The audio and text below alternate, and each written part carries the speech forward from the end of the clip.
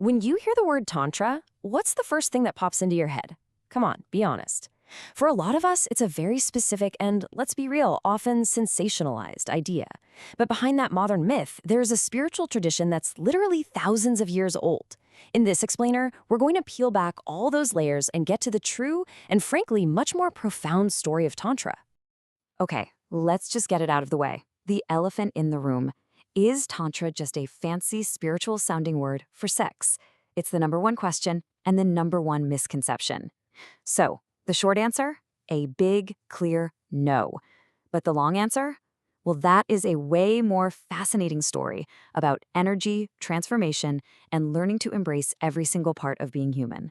So, how are we going to get to the heart of it all? Here's our roadmap. First, we're going to bust some myths. Then we'll journey way back in time to its origins in ancient India. We'll get into its core philosophy, what it's really all about.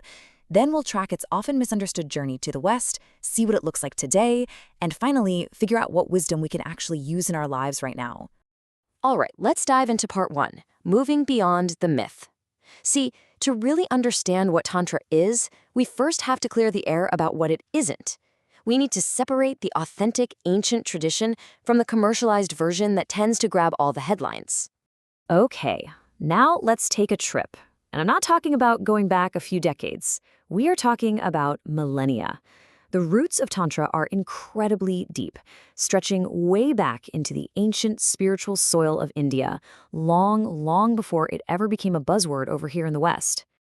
Just look at this timeline, it's wild. Some scholars trace the earliest whispers of Tantra all the way back to the Indus Valley civilization. That's 3,000 years before the Common Era. But the tradition really starts to get written down and codified between the 7th and 10th centuries. That's when we see the first foundational texts pop up. And from there, it just flourished, weaving its way through both Hinduism and Buddhism. So yeah, this is no New Age fad. This is a serious legacy. And here's something that's absolutely crucial to get. Tantra isn't one single thing. It's more like a vast and diverse family of traditions. You have schools like Kashmir Shaivism, the Shakta traditions, which really focus on that divine feminine energy, and of course, the one a lot of us have heard of, Tibetan Tantric Buddhism. Each one has its own unique flavor, but they all share a kind of common philosophical DNA. So, what is that DNA? What's the secret sauce that truly sets Tantra apart from other spiritual paths? Well, it's all about transformation, and that's exactly what we're diving into next. At the core of almost all these tantric schools is this concept of kundalini. You can think of it as this incredibly potent, subtle energy, a life force that's described as being coiled at the base of the spine. The whole point of so many tantric practices is to awaken this energy and guide it upward through the body, which is said to lead to spiritual enlightenment. And they have a whole toolbox for this: specific meditations, breathwork, mantras, and physical postures. Now this is where Tantra gets really radical, and it's my favorite part. Just look at the contrast here. For centuries, many ascetic paths taught that to find the divine, you had to renounce the world, reject your body, and deny your desires. Tantra came along and said, nope, do the opposite. It says, embrace it all. Your body isn't an obstacle, it's the vehicle for your enlightenment.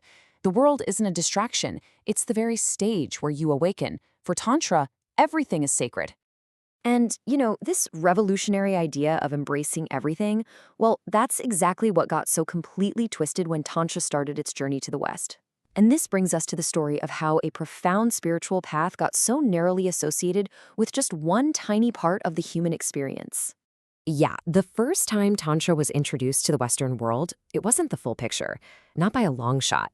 It was partial, it was filtered, and it was heavily distorted to focus on the one aspect that was guaranteed to get attention: sexuality.